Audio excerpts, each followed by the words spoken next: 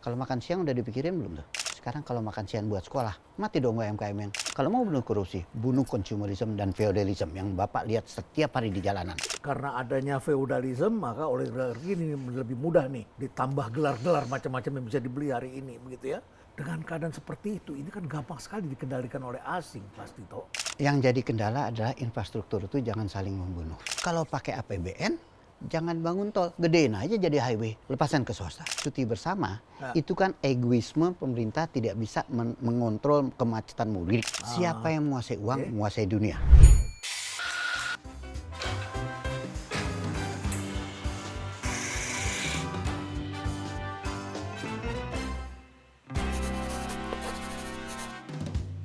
Pak Tito Sulistyo, selamat datang di Cafe Breezy. Terima kasih telah diundang, Pak. Ya, seru ini ya. Pak Tito adalah salah satu pendiri Bursa Efek Indonesia, betul ya? Bursa Efek Jakarta waktu berdiri. Oh, Jakarta waktu berdiri tahun 90 berapa dulu? 92. Jauh sebelum orang Indonesia mengenal saham seperti sekarang ya. Masih kita edukasi dulu tonton itu, tonton awal. Oke.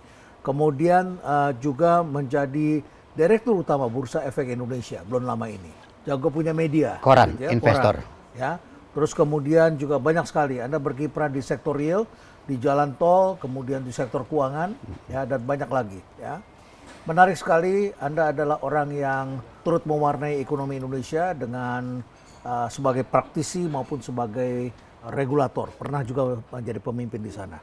Sekarang kita mau bicara tentang situasi yang sedang terjadi sekarang. Semua yang orang menyenangkan. Yang menyenangkan. Ada angin segar pergantian pemerintahan. Tetapi suara masyarakat kok seperti ini ya. Kata Mulyono semakin sering diucapkan. Maknanya ini konotasi atau denotasi begitu ya. Tentu kita mengharapkan kita bisa tetap respect pada pemimpin. Kemudian terjadi pergantian pemerintahan, kita harapkan Prabowo bisa sukses. Amin. Gitu ya. Tentu kita ingin negara kita lebih maju. Maka kita akan nanti bicara tentang welfare. Tapi pertanyaan pertama dulu, saya ingin tahu pendapat Mas Tito. Karena Mas Tito ini orang yang selalu bicaranya terang, jelas. Pak Jokowi ini sukses atau tidak di mata pengusaha seperti Anda?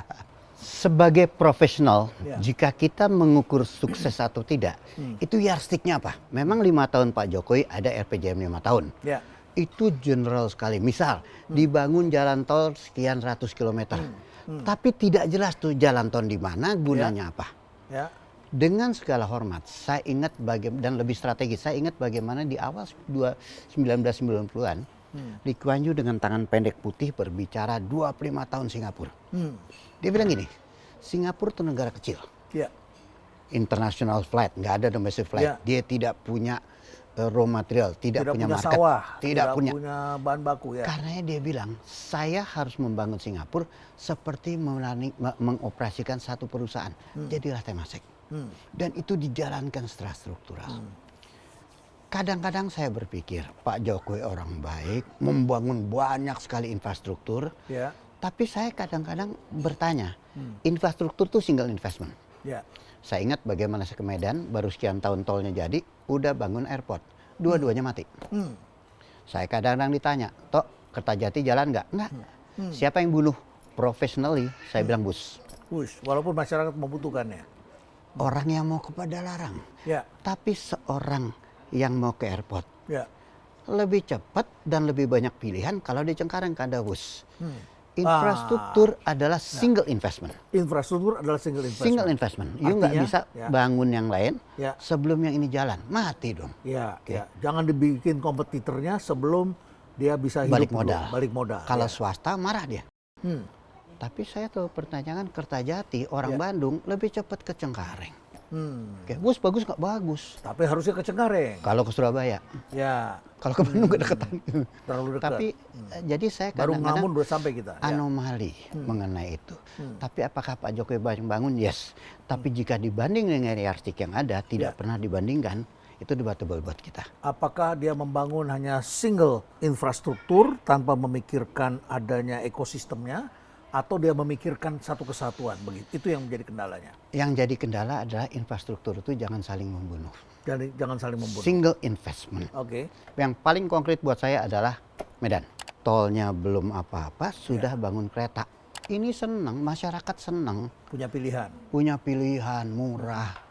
Tapi apakah tepat Ya. secara infrastruktur. Ya. Debatnya. Karena kalau ada dua berarti harus membagi dua. Pendapatannya akan berkurang jadinya begitu Memang. karena tidak sesuai dengan rencana plan semula tentunya ya, return on investment gitu ya. Itulah awalnya kenapa bank juga berbicara mungkinkah infrastruktur 100% swasta. Ya. Mungkin. Itu kita berbicara bagaimana menyelamatkan APBN. Baik. Mas Tito, ini kan Anda terlibat banyak dalam satu hal yang bersifat jangka panjang semua. Jalan tol dan jangka panjang returnnya. Kemudian saham juga jangka panjang. Dan Anda tahu persis mengenai apa yang terjadi. Dan lalu kemudian kita menyaksikan bahwa situasi ekonomi ini plus minus situasi hari ini. Nah, ada yang mengatakan pertumbuhan ekonomi 5%, terbesar kedua, saat ini tertinggi kedua setelah Arab Saudi. Begitu ya, tinggi. Walaupun Vietnam sekarang mulai menyalip gitu ya. Tapi banyak juga yang bertanya, 5% itu siapa yang menikmati? Karena ternyata gap kaya miskinnya tetap terjadi. Kemudian kita menyaksikan dana pensiun belum bisa digerakkan secara optimal. Industri asuransi mengalami kemunduran saat ini gitu ya. Tetapi masyarakatnya senang dengan adanya bansos dan lain sebagainya. Tapi kita bicara bertahap. Ada juga yang nakut-nakuti. Ini Chilean paradox akan terjadi di Indonesia ya. Di mana kelas menengah terhimpit, dan kita sudah terjadi sekarang. Ya. Kelas menengah terhimpit, infrastrukturnya jalan, mereka bisa dengan mudah ke kota, komunikasi jalan, mereka bisa saling mengeluh, pendidikannya mismatch, pengangguran meningkat, begitu ya, kelas menengah ini meningkat, barang di luar negeri murah, barang di dalam negeri makin mahal, ketidakadilan kemudian kita melihat apa yang terjadi dengan para aparat kita, dirasakan oleh masyarakat. Baiklah, kita bicara tentang welfare, negara kemakmuran, dan kemudian apa yang terjadi. Mungkinkah Chilean paradox terjadi di Indonesia? Negara welfare state itu katanya negara berkesejahteraan. Banyak studi. Memang kita tuh istilah tanda kutip ya, yang makmur tambah jalan karena majunya pasar modal. Ya. Oke, dan saya ngerti sekali bagaimana konglomerasi oligarki terjadi karena dari pasar modal. Ya. Kemiskinan turun jadi double digit, jadi single digit. Oke, kemiskinan memang turun, yang di betul. tengah Ya. terkempit. Yang di tengah terhimpit, turun kelas dia. Bukan turun. Kenapa? Ya. Musuh terbesar Republik ini adalah consumerism dan feudalism. Consumerism dan feudalism. Ya. Menang itu Ya. kalau dia cuma nyewa kos-kosan, Ya. makan, sekolah dikit berhasil. Ya. Tapi consumerism membuat dia mau nggak mau pergi ke bar sebentar, entertain dengan mahal, Ya. makan Melebihi ayam. pendapatannya. Kadang-kadang ingin terlihat seperti yang kelas di atasnya, Ya. beli baju agak mahal, Ya. ikut-ikutan beli saham pakai pinjol. Ya. Oke. Consumerism musuh terbesar kita. Ya. Oke, ini membuat hidup mereka nggak cukup. Ya. Ini fact of life. Sejarah consumerism itu adalah bagaimana dari payung. Ya. Dulu di payung pakai hujan-hujanan atau panas-panasan. Ya. Di awal dekade saya lupa, orang pakai payung supaya sama bajunya. And that consumerism. Consumerism terbesar adalah karena negara melepaskan. Contoh ya, Ya. seorang penggembala kambing. Ya. Dulu gembala kambing itu main suling, Ya. begitu minum air kendi. Ya. Sekarang dia gembala kambing, dia main WhatsApp. Hai, apa kabar? Baik, saya gembala kambing, 1.000 perak deh. Begitu minum, 3 in 1. Ya. Biaya mengembala kambing Ya. lebih mahal dari apresiasi Daripada harga kambingnya. pendapatannya. Ya. Dan ini bisa berkembang, memaksakan diri.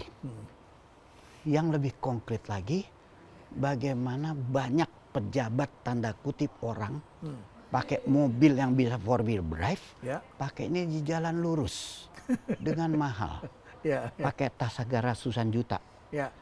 Sorry to be blunt, inilah musuh kita sehingga korupsi terjadi. Ya. Termasuk zaman saya nggak sebut zaman siapa deh. Itu kalau digabungkan consumerism dengan Waduh. feudalism itu jadi dahsyat sekali tuh. Zaman Korupsi dulu. besar-besaran tuh. Franchising makanan terbesar hanya boleh di provinsi. Ya. Sekarang boleh sampai buka di bawah kabupaten. Ya. Kecamatan Orang berarti. tadinya beli ayam 30.000 buat keluarga, Ya. sekarang buat makan siang berdua. Semuanya consumerism. Ini kan pendapatan nasional kita yang menggerakkan ekonomi kita unsur C itu. Ya kan, Unsur kalau C. kita belajar kan Y sama dengan C plus Yes. I plus X kurangin M begitu ya. Ya. Nah itu kan C-nya yang besar, 55% kita. Kalau pendapatan 7 juta, Ya. lalu beli baju aja 1 juta. Saya kemarin ini baca seorang pejabat BI Ya. ngomong, Ya. Deflasi 4 bulan berturut-turut. Ya, betul. Saya minta masyarakat belanja. Masyarakat bukan nggak mau belanja, nggak punya duit, bro. Iya, ya nggak punya duit. Jadi jangan begitu dong. Karena banyak potongan. Saya kadang-kadang berbicara nih ya, kamu nggak menyimpang. Ya, Kita pengen masa depan lebih baik dari masa sekarang. ya. Pernah seorang gubernur BI berbicara, denominasi diperlukan karena bayangkan kalau $1 sejuta gimana? Loh, kalau seorang gubernur BI nggak boleh mengatakan masa depan lebih buruk dari masa sekarang dong. Iya dong, pasti. Jadi Ya. banyak hal demikian. Kita harus menganggap masa depan lebih baik dari masa sekarang. Hapus konsumerisme. Hapus consumerism. Negara harus hadir. Gus Dur pulang dari Baltimore pernah bilang begini. Mungkin kita harus mencari satu tata kelola ekonomi baru. Tata kelola yang tidak konsumerisme, tidak feudalisme, dan tata kelola ekonomi yang memanfaatkan competitive advantage yang kita miliki. Apakah kita dilakukan itu? Mari kita tanya sendiri. Ini berat ya, karena era sosial media ini kan orang kan pengen ngikut apa yang dilakukan orang lain. Cina berani tuh, konsumer berani. sosial media hanya punya dia. Hanya punya dia, ya. Petani di Cina pernah ada kejadian pakai jin, pakai baju kotak-kotak karena TV. Ya, Harusnya pakai celana pangsi. Silakan survei, riset ke daerah, bagaimana anak petani banyaknya pengen jadi barista. Petani sekolah kita senang dong, ya. tapi begitu lulus tidak mau jadi petani, gimana dong? Di stasiun kereta dari Padalarang ke Jakarta kemarin saya bertemu dengan seorang petani kopi dari Kintamani. Dia juga kesulitan mencari petani hari ini. Saya bingung juga. Kintamani. Saya lihat fertility rate-nya Bali masih bagus di daerah dia. Artinya angka kesuburan jumlah kaum muda kan cukup banyak. Ya. Terus dia katakan kalau orang tuanya punya pendapatan tinggi sebentar, dia jual tanah, anaknya sekolah ke kota, kemudian lebih ingin kerja di kapal pesiar. Yes. Akhirnya petaninya dari mana saya tanya? Petaninya dari mana kamu dapat? Petaninya dari orang tua Pak semuanya. Petaninya semakin tua usianya, satu. Yang kedua di Serang, ada pabrik sepatu. Saya tanya, buruhnya berarti dibikin di situ karena buruhnya banyak? Enggak Pak, buruh lokal tuh pengen kerjanya jadi tukang ojek, sektor informal. Sementara buruhnya kami harus ambil dari Tegal, ambil dari Cirebon, dari sana-sana. Karena orang di sini pengen nyewain tanahnya buat parkir motor atau bolak-balik. Nggak mau lagi kerja di pabrik. Dan pertanyaan saya dibalik. Ya. Menurut Prof. Renal, Ya. bisakah kita swasembada pangan? Ya, saya Ini balik tanda- pertanyaannya. Kalau konsumsinya besar harusnya bisa dong. Kalau yang dikonsumsi sesuai dengan ada yang ada di sini dan masyarakat yang mau tanam. Ini yang menarik. Ya. Produksi beras kita nomor 4 terbesar di dunia. Nomor 4 dari produksi ya. Produksi. Konsumsi? Konsumsi kita 5 juta ton lebih banyak. Ya. Ini pertanyaan mendasar. Masalah produksi, kita bicara tadi Ya. tuh, jumlah tanah berkurang. Ada yang menarik Ya, tuh. ya. Oke. Kita bicara konsumsi, zaman Pak Harto, ini konsumsi terkontrol. Terbesar itu dari apa? Naiknya jumlah penduduk dan culture. Ya. Dulu ada BKKBN, Badan Keluarga, orang terbaik taruh di situ. Ya. Saya tidak melihat nih. Moga-moga Pak Prabowo kencangkan BKKBN ini lagi. Kalau nggak salah ada Menteri Kependudukan. Moga-moga tujuannya ini. Orang terbaik harus taruh situ. Kita bicara faktanya aja, BPS mengatakan 5 juta ton dan kita menjadi importer terbesar. Baru beras. Kedelai sampai kapanpun nggak bisa. Kedelai, iya. Bawang putih kita hanya produksi 5%. Ya. Daging kita hanya setengahnya nggak Ya. bisa. Jika kita bicara kemandirian Ya. dan ketahanan pangan, Ya. kalau suruh milih, kita harus bicara ketahanan pangan. Ya. Dan ini harus cerdik. Ya. Maaf mengatakan, dengan penduduk udah 280 juta, zaman Pak Harto 120. Saya challenge, bagaimana caranya kita bisa swasembada dan mandiri. Saya bukan orang pertanian, tapi fakta data yang saya bawa itu. Ya. Dan ini challenge terbesar pemerintahan Pak Prabowo. Menurut saya, bukan produksi saja, mengontrol konsumsi. Ini berbicara masalah penduduk dan culture. Kita terusin sebentar, kita ngopi dulu Mas Tito. Alhamdulillah. Ini seru ini. Akhirnya ditawarin kopi juga. Yes. Kopi putih. Kopi putih. Kopi inspirasi. Kopi inspirasi. Ya. Biar berkembang lagi. Kalau saya biasanya kombinasi dengan Mas Tito ini. Saya yang hitam. Ya, hitam dan putih ya. Baik, makasih. Makasih Mas. Ya, konsumsi harus dikendalikan. Kaum muda pasti tidak senang karena di usia muda kan mereka ini konsumsi begitu ya. Dan sekarang ada pay later. Kaum muda ini sekarang melihat di gadget. Teman saya punya ini, saya juga pengen punya. Teman saya beli bajunya di sini, beli sepatunya di sini. mereka juga beli dan pakai pay later begitu ya. Itu konsumsi yang melebihi. Jika won-nya lebih besar dari need, tidak sesuai kemampuan. Ya. Mari lihat. Di beberapa negara Eropa, dia berbicara masa depan lebih baik dari masa sekarang. Ya. Kalau sekarang kadang-kadang kita bilang ke anak kita, nabung lu kayak ada apa-apa gimana. Nabung lu, nanti kalau susah gimana. Di sana itu nggak perlu nabung untuk kesehatan, sudah dijamin oleh negara. Dan begitu kita lulus, Pak Renal pernah datang, mau nyicil apartemen, mau nyicil laptop.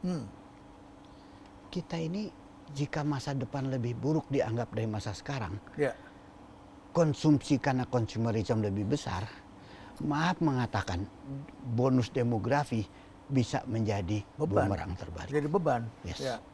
Apalagi nanti generasi berikutnya jumlahnya tidak sebanyak itu. Ada beberapa challenge Ya.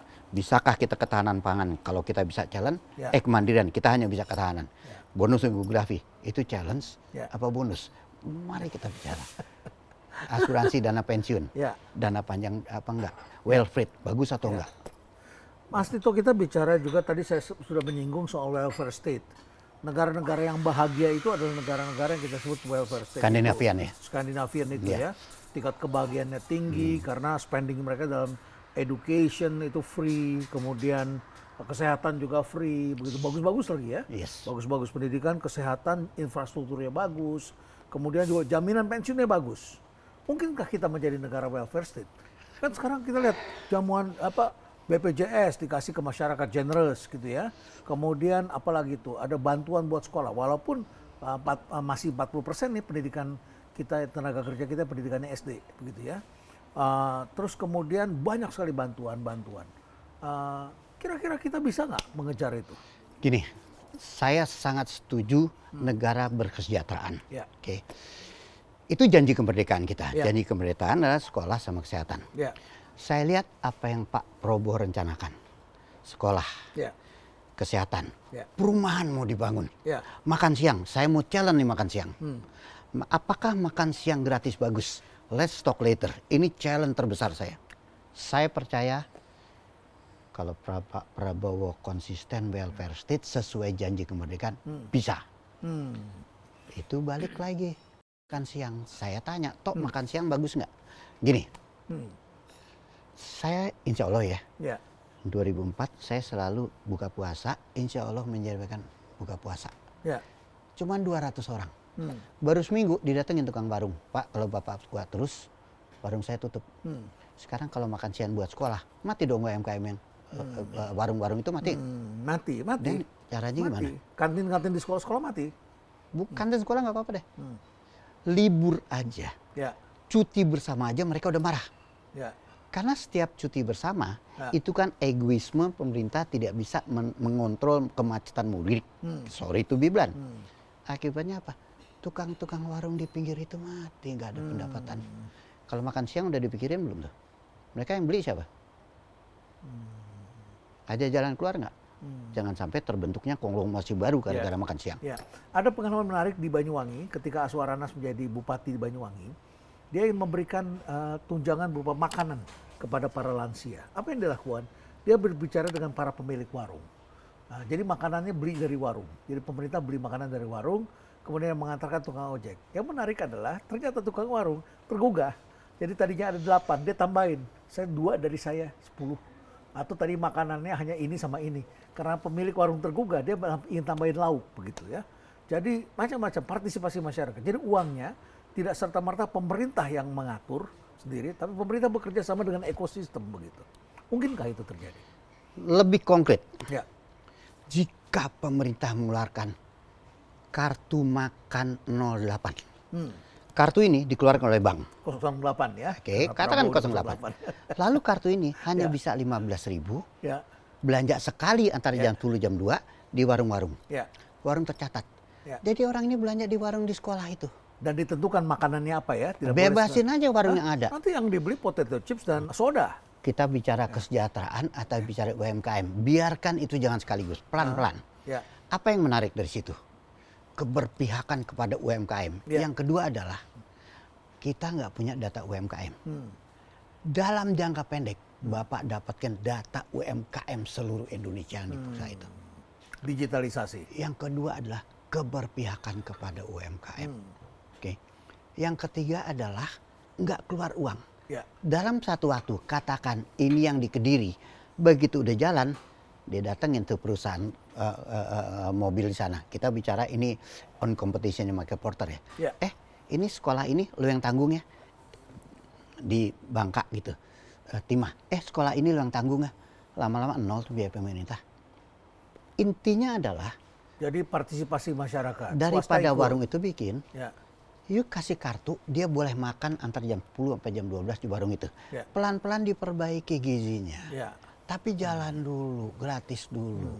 Kalau sekarang begitu dikasih mati tuh UMKM, Ya, ya, warung-warung. Ya. Kok saya berpikir jangan memecahkan masalah dengan masalah. Hidupkan, dan ini kesempatan.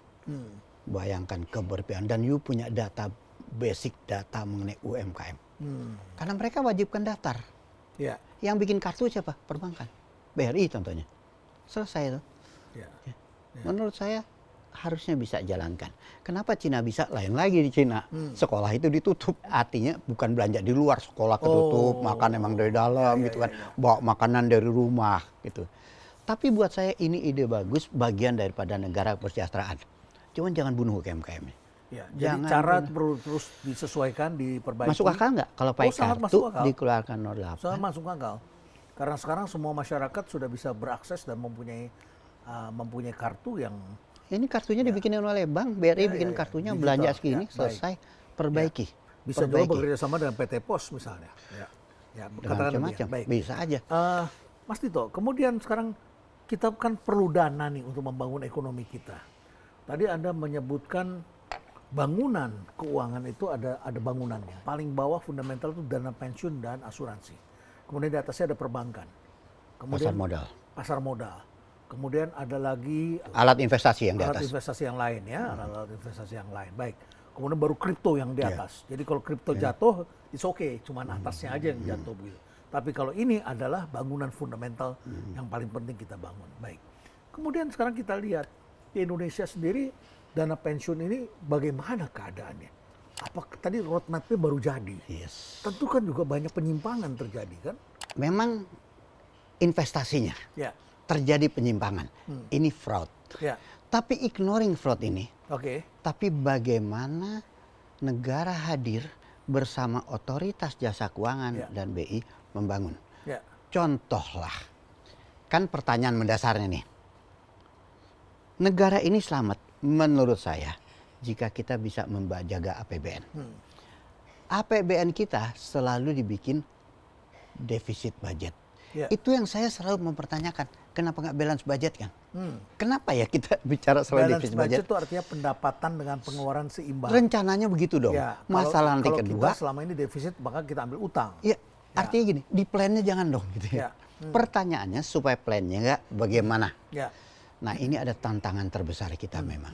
Kita punya proxy war yang paling besar. Ya. Perang yang bukan antar manusia tapi diwakili. Proxy war terbesar kita adalah di bidang keuangan. Oke, kita bicara panjangnya. Ya. Pertama, nyambutnya APBN. Ada beberapa yang besar. Menurut saya, yang namanya infrastruktur Ya. dan tourism, Ya. serahkan ke swasta. Infrastruktur dan turisme serahkan ke swasta. Oke. Saya kadang-kadang Termasuk Orang di marah ke dalamnya sini. adalah kereta api dan lain sebagainya. saya bicara yang simpel dulu. Jalan. Tol dan airport. Oke, tol dan Karena airport. gede tuh budgetnya. Ya. Saya bilang kalau pakai APBN jangan bangun tol, gedein aja jadi highway, lebih murah. Swasta itu tol. Tapi kan ada daerah-daerah yang penduduknya tidak banyak, kebutuhannya tidak besar. Sekarang di Sumatera saja kalau dibikin swasta, swastanya belum mau terlibat. Sumatera tuh mestinya double track kereta api kalau saya Kereta api ditanya. dari ujung ke ujung. Kenapa? Pertanyaan dasar. Bagus dibangun jalan tol. Ya. Benar nggak? Mari kita cari yang konkret benar diperlukan Jawa deh. Konkret, bagus. Walaupun ada macet antar Basuki Banyuwangi. Ini lucu nih gara-gara bauran. Lupain. Swasta itu cuma dua Ya. kalau membangun tol. Ya. Satu ada toll rate, Ya. sudah digaranti pemerintah melalui PII. Ya. Ditentukan naiknya setiap 2 tahun sekali, inflation +1, plus satu lagi jumlahnya aman. Pertanyaan kedua adalah trafficnya. Ya. Pemerintah bilang gue nggak berani jamin, fair. Di Filipina, Singapura dijamin. Kalau pemerintah menjamin minimum trafficnya saja atau minimum passenger selama masa pinjaman, swasta jalan Bang ada. Seperti penerbangan perintis ya, yang ke daerah-daerah kabupaten juga menjamin minimum jumlah penumpang. Nah, kalau ini dijamin, risikonya kecil kok. Perbankan kasih deh, lepaskan ke swasta. Ini bicara a couple hundred trillion, serahkan. Yang kedua adalah, saya sangat bingung, adakah konglomerat di Indonesia yang nyetor modal setiap tahun $1 billion? Nggak ada. Kadang saya bingung, kenapa ya BUMN nama modal 30 triliun setahun? Besar sekali ya. Kenapa nggak privatisasi? Ya. Itu berarti hampir 2 billion US dollar ya. Sekitar in average. Kenapa nggak privatisasi? Hmm. Privatisasi ada yang bilang ke saya, toh nanti dipegang oleh swasta. Loh, ada yang namanya golden share. Ya. Hadir? Ya. Satu Saham merah lembar putih. saham merah putih mempunyai hak untuk menentukan direksi, bagi saham Ya, segala macam. ya. Protect. Ya. Kalau perlu tambahin, berhak buyback pada saatnya. Privatisasi. We are talking 30 trillion Ya. a year. Oke. Tapi yang ketiga, yang challenge besar nih. Bisakah kita mengurangi konsumtif spending di APBN? Ada yang bilang makan siang. Ada yang bilang tanda kutip IKN. Itu scarcity tapi itu priority. Jadi jika tiga ini dijalankan plus tourism. Nah, tourism menarik nih. Ya. Tourism itu kita itu kecil sekali, hanya 16 juta asing. Padahal kita punya kemampuan 30 juta. Malaysia bagus sekali, Thailand bagus sekali. Thailand masa bisa 23, 24 juta, kita cuma 16, Bali cuma 8. Ya. Tapi yang mengeri adalah 16 juta datang, 11 juta keluar untuk tourism dengan spending lebih besar. Mengerikan. Jika tourism sekarang nomor 2 tetap Ya. devisa nih, menjadi nomor 1 Ya. selampatnya APBN. Saya yakin kita bisa buat balance budget. Yakin. Jadi kalau kita bicara ini semua sebetulnya adalah bagaimana membuat strategi yang holistik, komprehensif. Yang kelihatannya ini selama ini kita tidak lihat bolong di sini, bolong di sini. Kita hanya berpikir, ini kita punya ini masuk, kita punya ini masuk. Tapi ini secara keseluruhan tidak kita lihat begitu. Mungkin gua sok tahu kali ya ngomong gitu ya. Tapi pengalaman di swasta mestinya bisa gitu. Di Ya. perusahaan mesti gitu. Kalau tiap Ya. tahun gua minta tambahan modal kepada shareholder gua, digebukin sama shareholder. Kalau setiap tahun kita keluar untuk konsumtif spending, Ya. cuman beli seragam kantor, perbaiki mobil bagus, digebukin sama yang sama. Peranan ini sebenarnya adanya di mana untuk mengendalikan ini semua? Bappenas? Pada Atau di Kementerian dasarnya, Keuangan? pada dasarnya ada lagi satu lupa. Contohlah, saya setiap hari naik mobil di Sudirman suka marah tuh. Ada 6 sampai 10 yang itu. Berkali-kali, Dan itu yang- orang nggak yang itu. pantas. Ya, ada ya. ada kosnya loh. Ada kosnya itu. Kadang-kadang saya berpikir kok BUMN komisarisnya 11 ya, 5 juga cukup. Dengan yang lebih besar dari swasta. Consumerism, feudalism. Seorang direktur BUMN begitu mendarat di Surabaya bawa protokol disambut 20 orang ngeong-ngeong. And that feudalism. Itulah musuh terbesar kita. Negara harus hadir mencegah consumerism dan feudalism. Kok saya percaya ya? Mungkin gue sok tahu gitu ya. Tapi pengalaman di swasta, menurut saya senang bahwa akhirnya katanya penerimaan dan pengeluaran nggak dipisah. Kalau bisa tunjuk-tunjukkan nih, tetap di bawah Menteri Keuangan. Oh nggak jadi ya? Nggak jadi Insya Allah, bisa ya? saya sih senang dengernya. Ya. Kita kan cuma denger angin bergerak saja kan. Jadi biar nggak tunjuk-tunjukkan di satu tangan. Kok saya berpikir bisa ya? Tapi kan kontrol powernya jadi besar sekali kalau tidak dipisah. Kalau orang yang bagus kan kontrol power bagus. Ya kita Tergantung harapkan manusianya. begitu. Tapi kalau terlalu lama orang sangat powerful. Nah itu tergantung manusianya lagi ya. Tapi kok menurut saya negara ini selamat jika kita bisa menjaga APBN Ya. tidak bolong. Oke, betul lah kita boleh ngutang sampai 20%, whatever. Tapi kalau bisa balance budget tuh. Ya. Ya. Ada consumerism, ada feudalism, ada oligarki. Karena adanya feudalism, maka oligarki ini lebih mudah nih Ya, apalagi dia punya banyak uang di daerah, dia menjadi orang yang terhormat, ditambah gelar-gelar macam-macam yang bisa dibeli hari ini, begitu ya. Menjadi sangat terhormat dengan feodalisme makin kuat, dan ini konsumerisme masyarakatnya mencontoh pemimpin, keteladanan menjadi sangat penting. Lalu kemudian yang terjadi adalah corruptions, dan itu adalah berjamaah dan kontrol dari atas, karena di atas tidak memberikan keteladanan, begitu ya. Lantas kemudian kita mempunyai sistem yang ekonominya adalah defisit, gitu ya, keuangan negaranya defisit. Dengan keadaan seperti itu, ini kan gampang sekali dikendalikan oleh asing, pasti toh. Artinya asing bisa dengan cepat mengendalikan kita kalau mata uangnya tunggal, begitu ya. Saya ingin mengutip apa yang Mas Tito pernah kutip dari Henry Kissinger. Bisa disebutkan apa kata Henry Kissinger? Siapa yang menguasai makan, menguasai rakyat. Siapa yang menguasai makanan akan menguasai rakyat. Okay. Siapa yang menguasai energi, menguasai kontinen. Siapa yang menguasai uang, menguasai dunia. Siapa yang menguasai uang, menguasai dunia. Mari kita bicara. Ya. Uang itu bukan berarti uang ansih. Ya. Kita ingat bagaimana barter, kerang, tembaga, kertas. Yes. Bagaimana dinasti Han menguasai negara itu karena dia bisa nyetak kertas, bikin kertas, nyetak uang, beli senjata. Ya. Oke. Amerika sekarang melakukan itu. Ingat 1947 adanya Bretton Woods Convention.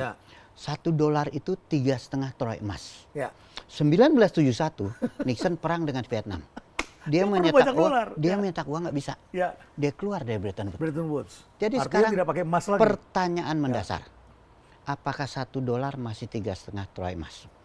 Tapi yang dikuasai Amerika bukan hanya itu. Amerika mudah cetak uang anytime. Dia punya infrastruktur keuangan.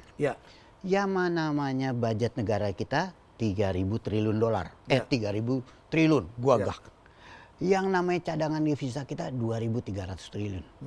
Tapi BlackRock, satu lembaga, cashnya aja 175.000 triliun. Ya, itu berapa negara sekaligus itu kekayaannya. 20 besar fund manager di dunia, itu uangnya 1 juta triliun. Minta ampun.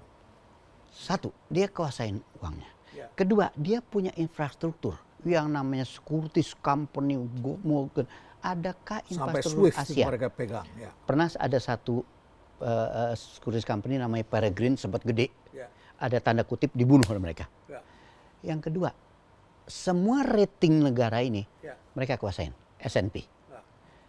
Ada namanya MSCI, Morgan Stanley Capital Index. Sekarang pemiliknya bukan Morgan Stanley lagi. Itu 11 triliun dolar investasi ikut.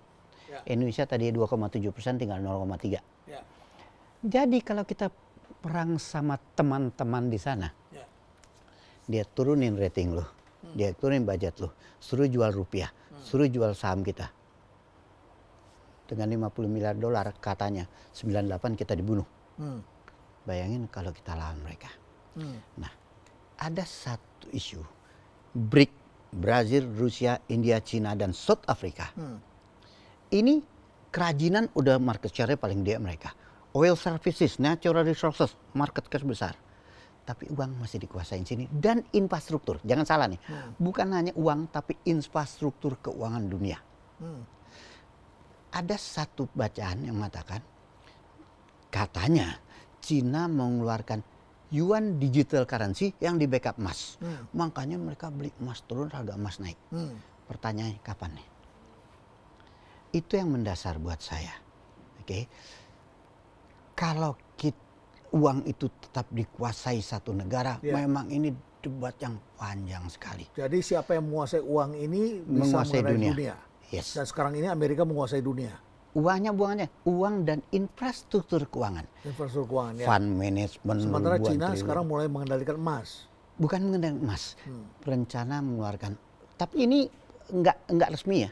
Yuan digital currency yang di backup emas. Kalau itu kejadian, baru ada persaingan yang seimbang. Rusia pernah mengeluarkan, dibilang, gua hanya mau jual gas kalau pakai rubel. Tapi terbatas, bro. Dan kemudian dia dikenakan sanksi.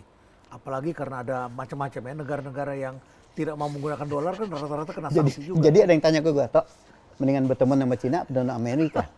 Kalau soal uang gue takut urusan sama Amerika. Dia kuasai infrastruktur, ingat 98. Tapi kalau kita tidak berteman, kita dikerjain. Ketika kita mendekat-dekat dengan Tiongkok, dengan Cina, persepsi dunia kan sekarang begitu tentang Indonesia. Kita juga bisa dikerjain kan? Sekarang sebenarnya bukan hanya Cina ya. Ya. BRICS. Ya. Brasil, Rusia, India, Cina, dan South Africa. Ya, dan sekarang Kalau jadi Saudi mau benang masuk bagaimana segala- nih? Ya. Tapi memang uang ini, ya Henry Kissinger benar sekali. Lu kuasain uang, lu kuasain dunia. Faktanya. Oke. Jadi message saya sih, kalau bisa ya jangan musuhan dulu nih Amerika gitu ya. Mungkin pada marah sama saya. Tapi faktanya, oke, proxy war yang paling menakutkan ada saya adalah proxy war di bidang keuangan. Di bidang keuangan. Yes. Dan caranya bagaimana mereka menghancurkan? Kan kita pernah pengalaman tahun 98. Ketika mereka ingin menggantikan Soeharto begitu ya. Tadinya Soeharto sahabat dunia. Negara-negara butuh pemimpin militer yang kuat untuk menaklukkan komunisme. Dan tiba-tiba kemudian Soeharto dijatuhkan karena mereka ingin... Isunya Ya. katanya hanya 50 miliar dolar main di mata uang. Ya. Tapi bayangkan, dan ada satu undang-undang kalau nggak salah di Amerika, jika untuk kepentingan negara semua ikut. Ya. Kalau di kita dikerjain, rating kita diturunin. Ya, rating. Pertama rating diturunin. Kedua, bobot investasi Standar kita and Poor dan diturunin. segala macam kita diturunkan. Bobot investasi. Katanya itu nggak bisa swasta. Udahlah, kalau negara mau apa Ya. juga bisa kan. Ya. Kedua, bobot investasi. Ya. Tiga, easily dia bilang, jual rupiah, jual saham lo. Easily. Bayangin uang kumpul di sana tuh hampir 1 triliun rupiah aset manajemen dunia.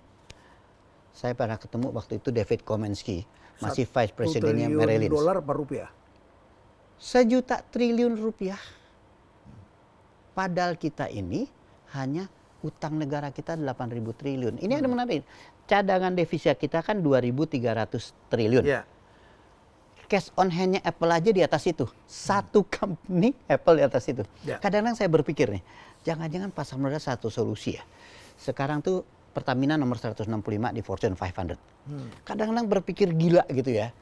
Ini beberapa orang pernah bilang, Pertamina dijadikan holding, masukkan PGN, masukkan ID, masukkan infrastruktur, listed. Jangan-jangan bisa punya duit yang lebih besar dari Apple ya gitu ya. Kadang-kadang jangan. Tapi ini kan orang pasar modal yang sok tahu gitu ya. Tapi membuat menaiknya valuasi dari satu perusahaan itu melalui pasar modal. Ular hanya bisa makan gajah, ular hanya bisa makan naga di pasar modal. Karena begitu besar size-nya di pasar modal itu. It's a game. Oke. It's a game. Oke. Bisakah kita memanfaatkan pasar modal? Amremco aja 2 triliun dolar market cap-nya. Ya, baik. Jadi siapa yang mengontrol makanan akan menguasai people, Rakyat. masyarakat, rakyat. Kita ketahui makanan kita sekarang ini kita tergantung. Mulai banyak kita impor karena consumerism. Ya. Langsung saya potong. Ya. Bisakah kita swasembada dalam 4 tahun ke depan? That's the challenge. Ini challenge benar-benar ya. Oke, baik. Yang 9 bahan pokok deh. 9 bahan pokok ya. Bawang putih kita masih import dan Daging banyak setengah. sekali ya. Bawang beras. putih itu hanya 5% loh kita. Baik. Yang kita produksi sendiri ya. Baik. Siapa yang menguasai makan, menguasai rakyat. Siapa yang menguasai energi, itu menguasai kontinen. Ya. Ya. Oke lah. Kita sekarang juga import energi, tapi kita masih punya batu bara dan Ya. sebagainya. Oke. Kemudian siapa yang menguasai uang, Menguasai yang dunia. menguasai dunia. Ya. Ini kelihatannya kita rapuh di tiga-tiganya begitu. Gini, Padahal industri makanan itu kan penting di Indonesia. gini. Kan makanan itu saya selalu kaget. Kenapa ya yang kita kontrol produksinya, konsumsinya juga. Ya. Saya sangat mengharapkan Ya. bahwa ada lembaga BKKBN, orang terbaik kita taruhnya di sana. Dan itu bukan hanya mengontrol populasi ya, tapi juga mengontrol dong. konsumsi terutama Secara di situ tidak ya. langsung. Ya. Jangan deh gampang aja. Lu jangan makan beras, makan jagung. Lu aja duluan. Jangan gitulah. Pejabat jangan begitulah. Ya, Oke. ya. Yang kedua adalah ada satu berita. Ya. Kan gini, kita bicara ke keperluan sawah. Beberapa negara ditentukan itu. Sawahnya ditentukan bujur lintangnya. Kita kadang-kadang provinsinya ditentukan sekian persennya. Jadi kadang-kadang nih gubernurnya pinter nih. Di sini jadi properti, sawahnya dipindahin. Tapi ada yang menarik untuk kebruk sini. Saya pernah baca ada satu negara. Dia beli sawah besar di Cina. Ratusan ribu hektar. Hanya untuk negaranya. Cina sih senang-senang aja kalau bisa kan. Kalau lebih dijual ke orang lain. Kalau enggak perlu buat kita. Jadi ketahanan pangan mungkin. Bukan kemandirian. Kemandirian. Ya. Oke, ini satu pertanyaan. Ya, ya. Satu pertanyaan dasar. Ketahanan pangan. Menurut saya sih 4 tahun ke depan bicara ketahanan dulu deh. Ketahanan dulu ya. Tapi kalau bicara ketahanan kan sudah ada kasus orang kita yang memimpin perusahaan negara invest di luar negeri ditangkap oleh aparat ketika kemudian rugi. Ya kan, harusnya kan kalau kita tanam pangan bisa saja ada perubahan iklim, bisa saja ada kebanjiran, bisa saja ada cuaca berubah, gagal panen dan rugi. Ya, pengusaha kan bisa begitu. Kita eksplorasi migas di luar negeri bisa saja kita juga rugi pada suatu ketika. Tapi begitu sidang ternyata harganya lagi naik. Beruntunglah si terdakwa ini karena nggak jadi rugi gitu kan ya. Itu kan keberuntungan dan saya kira aparat juga harus paham bahwa kerugian negara tidak bisa dilihat dengan cara seperti itu. Kepastian hukum, Ya. keadilan, Ya. dan kebermanfaatan hukum. Kita bisa diskusi panjang nih. Ya, betul. Saya belajar dikit Ya. mengenai inilah. Anda Di dokternya situ- hukum ya? Alhamdulillah. IP-nya 3,99. Luar biasa. Tapi itulah saya setuju dengan Pak Yusuf Kalla. Ya. Lindungi ini dengan mengatakan kebijaksanaan tidak bisa dikriminalisasi. Orang punya penting niat ya. baik, orang pengen masa depan lebih Ya. baik, Ya. tapi jangan konsumerisme. Ya. Jadi orang mau bicara situ. Baik.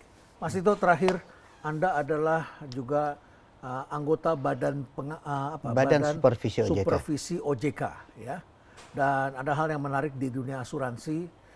Kalau saya lihat data tahun 2023 itu ya, itu kan baru saja pandemi selesai, preminya naiknya 16T, tapi klaimnya naiknya 44T.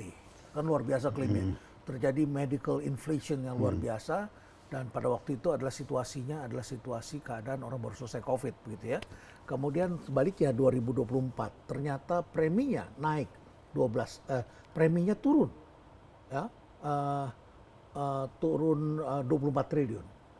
Kan besar sekali preminya turun 24 triliun walaupun klaimnya turun 12 triliun. Tapi preminya turun. Artinya kepercayaan pada asuransi pun sekarang sedang merosot begitu ya. Apa yang bisa Anda sarankan kepada dunia asuransi? Apa peta jalan yang Anda pikirkan dalam dunia asuransi ini? Ini ada dua hal ya. Ya. Ada satu musuh terbesar industri ini, adalah abuse. Ini bicara asuransi kesehatan ya. Ya. Abuse dan fraud. Jadi kalau dulu seorang masyarakat datang ke dokter, obatnya 10, dok 5 aja bisa. Sekarang karena ada BPJS dan terutama pada saat COVID, di dunia juga. Oh kamu obatnya 10, saya kasih buat persediaan 10 ya. Ini vitaminnya.